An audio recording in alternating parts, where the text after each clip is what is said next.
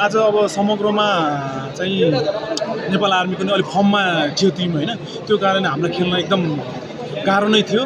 तर first set जितिसकेपछि भाइहरूको अलि टिम कम्बिनेसन मिलेको जस्तो फिल भयो। तर सेकेन्ड सेटमा जाँदा चाहिँ हामी तल पऱ्यौँ, किनकि हाम्रो आन्तरिक टिम कम्बिनेसन नमिलेको पनि र एक दुईजना भाइहरू रिसाएर खेलेको अवस्थाले गर्दा अलिक गाह्रो भएर मैले नयाँ भाइहरूलाई खेलाएर सेटको लागि रेस्ट दिएर खेलाएँ। अनि त्यसपछि तेस्रो सेटबाट चाहिँ उहाँ भाइहरूले चाहिँ उत्कृष्ट प्रदर्शन गरेर जित हासिल गर्न सक्यो। दोस्रो सेटमा चाहिँ हजुरले भन्नुभयो किनकि कमजोर प्रदर्शन भयो होइन 25-15 को स्कोरमा, त्यसपछि चाहिँ बाँकी सेट जितेर यो खेल जितिन्छ भन्ने चाहिँ कतिको विश्वास हुनुहुन्थ्यो? हुन्छ यस्तो के हुन्छ भने एक सेट दुई सेट जाँदैमा भलिबल सकिँदैन, किनकि बेस्ट अफ 5 को गेममा चाहिँ 2 सेट लगातार हारेको टिमले पनि 3 सेट लगातार जित्न सक्छ, किनकि हिजै भएको होइन एपिएफ र आर्मीको त्यस्तो हुन्छ। त्यो कारणले एक सेट जाँदैमा केही टेन्सन छैन, एक बराबरी हो, तिम्रो ढुक्क खेल तिम्रो आफ्नो गेम खेल्यो भने जित्न सकिन्छ भनेर मैले भाइहरूले सम्झाएँ। त्यो कारणले मैले सम्झाएको अनुसार पनि गेम प्रस्तुत गरेर आफैभित्र पनि कम्बिनेसन मिलाएर खेले भाइहरूले, त्यो कारणले गर्दा जित सहज।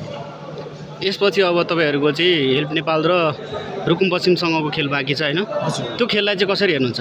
त्यो खेल त अब यो समग्र यो प्रतियोगिताकै टप टिम नै हो, किनकि उपाधिको दावेदार टिममध्येको 2 टिम हो। त्यो कारणले गर्दा पनि हामीलाई चाहिँ अब खेल्न त निकै गाह्रो नै छ। तैपनि हाम्रो भाइहरूले टिम सेट भएको कारणले अब राम्रै पर्फर्मेन्स गर्ने छन् भन्नेमा म विश्वास छु।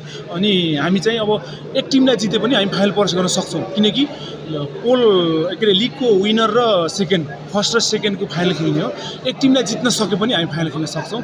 त्यो कारणले गर्दा पनि हामी अब 2 टिममा एक टिमलाई जित्नुपर्ने चुनौती चाहिँ छ। त्यसको लागि अब भोलि रेस्ट छ, 17 र 18 गतेको गेमले नै भर पर्छ। सुरुवाती समयमा हजुरहरूलाई चाहिँ अलि केही सहज टिम परेको कारणले गर्दाखेरि चाहिँ यो रिजल्ट आइरहेको जस्तो छ कि के हो? अहिले चाहिँ सहज टिम भन्दा पनि सुरुकोमा कोसी प्रदेश पनि सहज छैन, अहिलेको लागि चाहिँ सबै टिम उस्तै छ। अहिले यो टुर्नामेन्टमा चाहिँ अब कमजोर टिम भन्ने कुनै छ र, किनकि सबैलाई एक सेट लाछ 2 सेट लाछ।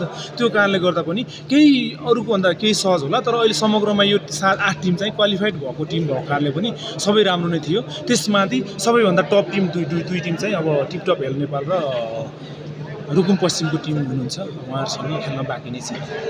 कोच खेल निकै प्रतिस्पर्धा थियो, आज अब टफ खेल थियो होइन, केही अपिलहरू पनि देखिरहेको थियो हामीले रेफ्री त त्यसलाई के भन्नुहुन्छ?